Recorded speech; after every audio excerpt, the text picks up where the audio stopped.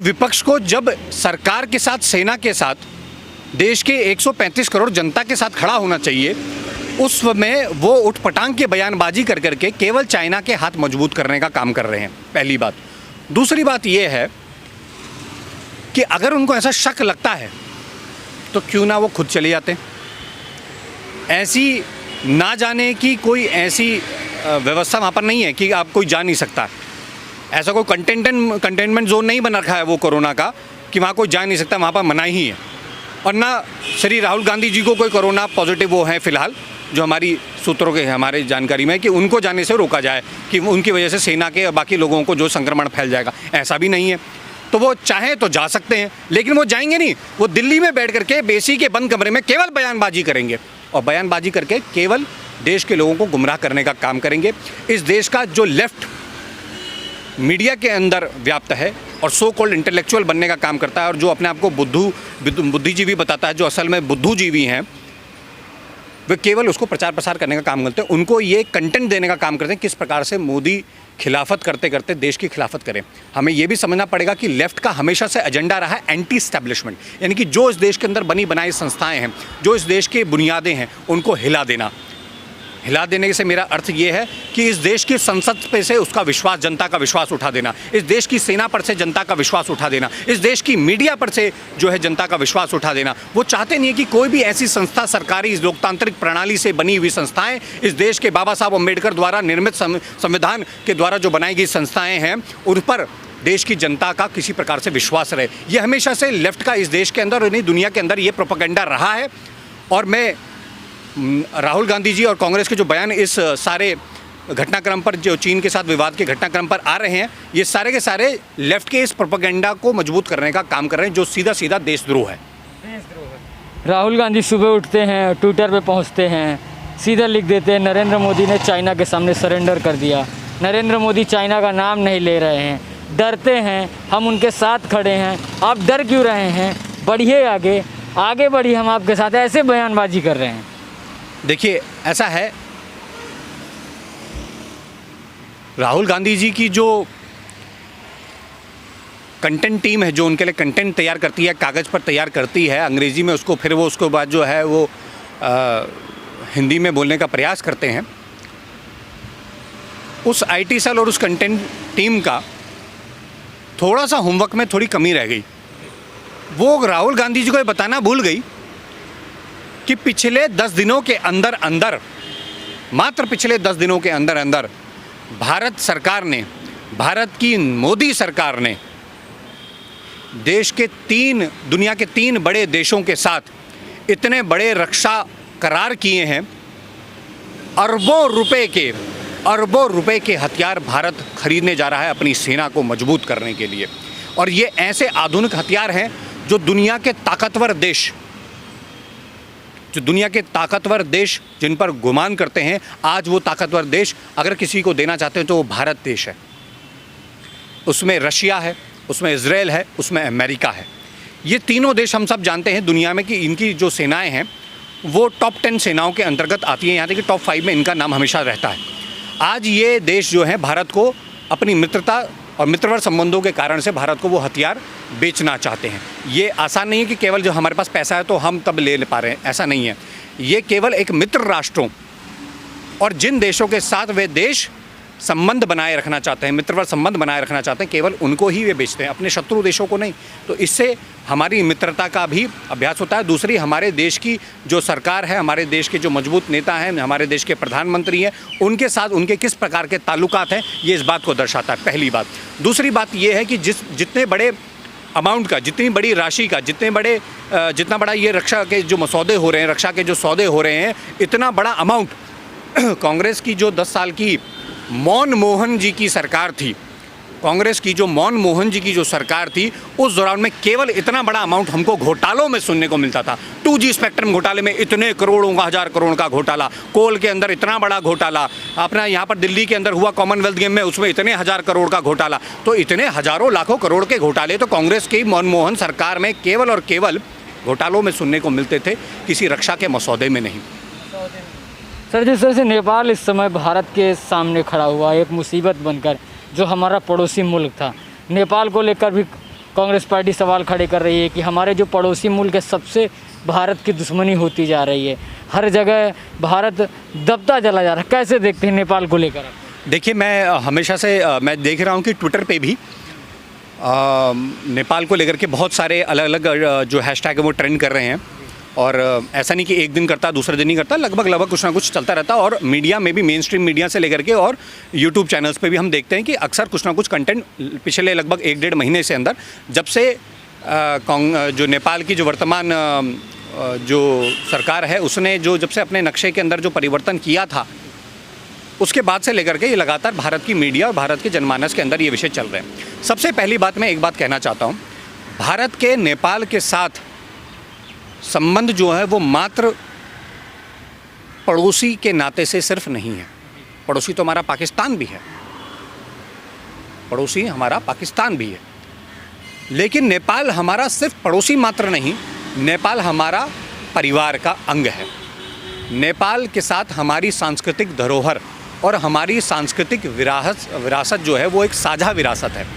राम जी का जन्म आज के भारत में हुआ, सीता जी का जन्म आज के नेपाल में हुआ। अब मुझे बताइए, इनका विवाह हुआ तो राम सीता जी या सिया राम जी वो केवल भारत में बोला जाता है या नेपाल में भी बोला जाता है? नेपाल में जब कोई व्यक्ति की मृत्यु होती है तो उसकी जो अस्थियां हैं उसको जो है विसर्जित करने के लिए भारत की गंगा या ऐसी किसी जो पवित्र नदी है उसमें लाया जाता है।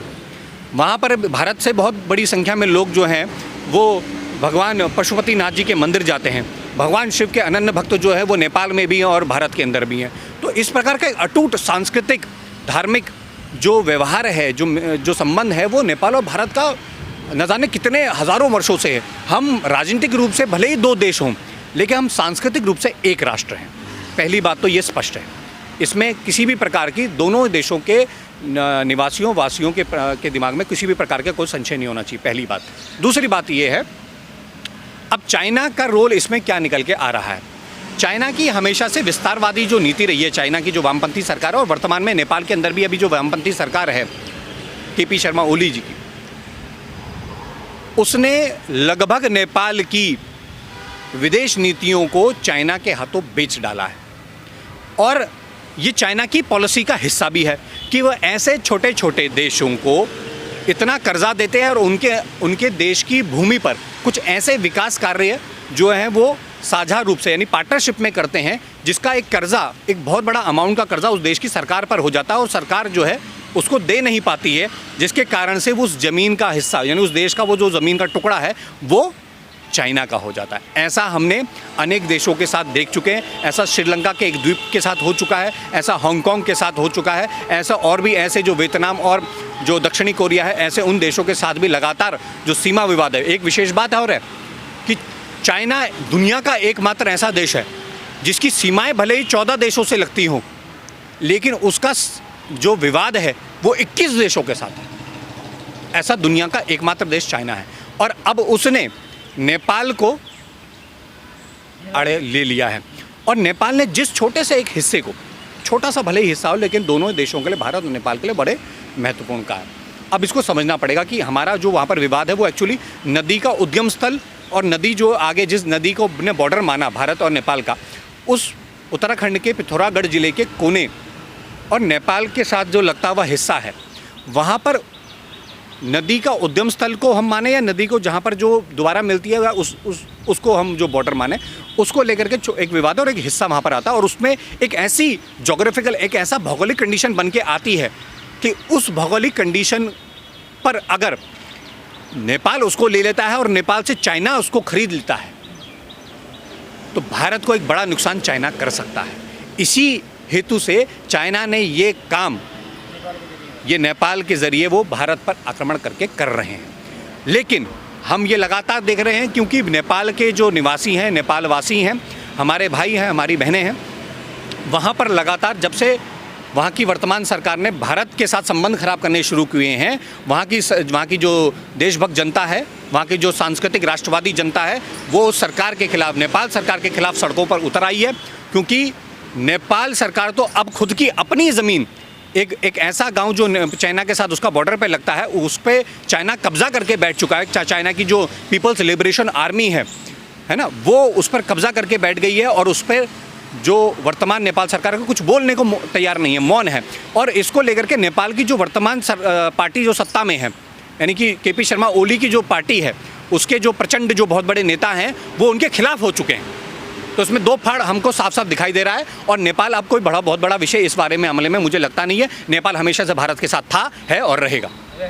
सर एक सवाल और उठता है, जिस तरह से कल प्रधानमंत्री नरेंद्र मोदी लद्दाख गए थे, लद्दाख जाकर उन्होंने चाइना का नाम तो नहीं लिया, लेकिन चाइना को वहाँ से कहा कि विस्तारवाद नहीं चलेगा, विश्व के अंदर विकासवाद चलेगा, जो भी विस्तारवाद करने की कोशिश करेगा ये तो मिट जाते हैं, ये तो पीछे हटना पड़ता है। कैसे देते प्रधानमंत्री के इस बयान से जो देश की विदेश नीति है वो कैसे परिवर्तित होती है, आप देख रहे हैं?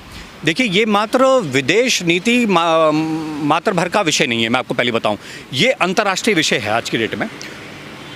ये सच है कि जिस नीति पर चाइना चल रहा है उस नीति पर आज से लगभग 500 साल पहले तक बहुत सारे देश चला करते थे। और हमारे देश के अंदर भी जो राजा महाराजा, क्योंकि हमारे अंदर लोकतंत्र नहीं था, हमारे देश में राजतंत्र था, तो राजा महाराजा भी एक दूसरे पर आक्रमण करके जो है वो एक दूसरे के जो किंगडम था, उसका जो राज्य था, उसके अंदर जो है वो हस्तक्षेप करते थे और उस पर वो कब्जा भी किया करते थे। लड़ाई भी होती थी, युद्ध भी होती थी, हमने सबने किताबों में पढ़ा है। लेकिन अब जो प्रधानमंत्री जी ने जो वक्तव्य दिया है कि विस्तारवाद का अंत हो चुका है, विश्व में विस्तारवाद का अंत हो चुका है और विकासवाद का अब दौर चल रहा है, इसके मायने ये हैं कि अब कोई भी देश ये ना सोचे कि ये फलां देश जो है बहुत छोटा है, कमज़ोर है और हम इसकी ज़मीन पर या इसके द्वीपों पर या इसके समुद्र के हिस्से पर कब्जा कर लेंगे। नहीं, कोई देश भले ही कितना छोटा होगा, लेकिन उस छोटे देश के बहुत बड़े बड़े मजबूत देशों के साथ संबंध होंगे। और कोई भी देश अगर उस छोटे से देश के साथ भी उसकी ज़मीन हड़पने के लिए, उसके नागरिकों पर किसी प्रकार का जो है वो प्रताड़ित करने का काम करता है और उस पर ज़मीन कब्जाने का काम करता है, तो मुझे लगता है कि दुनिया भर के जितने देश उसके साथ मित्रवर संबंध में होंगे वो सभी उसके पक्ष में आकर के खड़े हो जाएंगे। क्योंकि ये बहुत स्पष्ट है कि कौन सी ज़मीन किसकी है, ये दुनिया में एकदम क्लियर है। कुछ छोट-मोट विवाद भले ही हो, लेकिन ऐसा कुछ नहीं है। इसी हेतु से मोदी जी ने जो कल ये वक्तव्य दिया है, विस्तारवाद नहीं विकासवाद, इसलिए सभी देशों को अपनी जो इनके भी दिमाग में, चाइना जैसे जो देश जिनके दिमाग में ऐसी विस्तारवादी नीति चल रही हो, उसको छोड़ करके अपने देश की विकास के बारे में सोचना चाहिए। अपने देश की जीडीपी कैसे बढ़े इसके बारे में सोचना चाहिए। अपने देश के अंदर किस प्रकार से हॉस्पिटैलिटी बढ़े वो कैसे सोचना चाहिए। हम अपने देश में एजुकेशन सिस्टम कैसे स्ट्रांग हो इसके बारे में सोचना चाहिए। अपने देश में किस प्रकार से टेररिज्म और क्राइम किस प्रकार से कम हो इसके बारे में सोचना चाहिए। यही विकासवाद है और मुझे लग रहा है कि यही भारत का और माननीय पंडित दीनदयाल उपाध्याय जी का जो एकात्म मानववाद था, इसी तरफ से मोदी जी ने इशारा किया है। यही विश्व पटल का आज का विकासवाद है। अच्छा ये बताइए सर, आज ट्विटर में प्रधानमंत्री नरेंद्र मोदी को MBBS कहकर पुकारा जाता है, मुन्ना भाई MBBS, जो हॉस्पिटल गए मुन्ना भाई MBBS की तरह जादू की झप्पी देकर लोगों को सही कर रहे हैं। कैसे देखते हैं इस बयान को आप? ट्रोल, देखिए, ट्रोलर्स को मेरा एक ट्रोल और ट्रोलर्स के लिए मेरे एक बोल बस इतने मात्र हैं कि जिस किरदार की आपने जिक्र किया, मुन्ना भाई MBBS, ये एक बड़ी प्रसिद्ध और चर्चित फिल्म हुई बॉलीवुड की, जिसका किरदार जो है मुख्य रूप से संजय दत्त ने निभाया था, जो बॉलीवुड के एक बड़े कलाकार हैं। हम देखते हैं उस किरदार में, उस मुन्ना भाई MBBS के किरदार में हमको ध्यान में आता है कि उसमें से एक मॉरल ऑफ द स्टोरी क्या निकल के आती है। उस फिल्म की मॉरल ऑफ द स्टोरी थी वो जादू की झप्पी ही थी। असल में वो जादू की झप्पी क्या थी? मीठे बोल, मोरल बूस्ट करना। जो काम अभी नरेंद्र मोदी जी ने लद्दाख में जाकर के सैनिकों के साथ संवाद स्थापित करके किया है और उसके बाद जो घायल सैनिक थे उनके साथ उनकी चिंता व्यक्त करके किया, उनका हालचाल पूछ कर किया है, ये वही जादू की झप्पी ही है। लेकिन इसको नकारात्मक रूप से लेना, ये विपक्ष का एक नकारात्मक नज़रिया दिखाता है कि वो किस प्रकार से चाहे कुछ भी अच्छा हो जाए देश के अंदर, उनको नकारात्मक ही देखना है। उनको नहीं देखना कि बारिश हो रही है, बारिश भले ही हो रही है, उनको नहीं ये बारिश नहीं हो रही है तो किसी ने जो है पानी फेंका ऊपर से। ये ऐसा नज़रिया विपक्ष का बनता जा रहा है, नकारात्मक नज़रिया है और नकारात्मक राजनीति है। और मैंने जैसे कि पहले भी कहा कि केवल मोदी जी के नाम पर विरोध करना, कि इसका किसी प्रकार से कहीं गलती से भी देश की जनता में ऐसा क्रेडिट ना मिल जाए मोदी जी को या भारतीय जनता पार्टी को कि जिसका किसी भी प्रकार से फ़ायदा आने वाले चुनाव बिहार में या किसी भी प्रकार से जो है वो भाजपा को मिले, अपना क्रेडिट लेने के लिए किस प्रकार से उसको लालचन देने का काम जो है वो करने का काम जो है भारत सरकार पे कर रहे हैं, मोदी जी के पे कर रहे हैं, मोदी सरकार पे कर रहे हैं। और करते करते किस प्रकार से भारत के विरोध पे आ जाते हैं, इसके बारे में तो क्या कहा।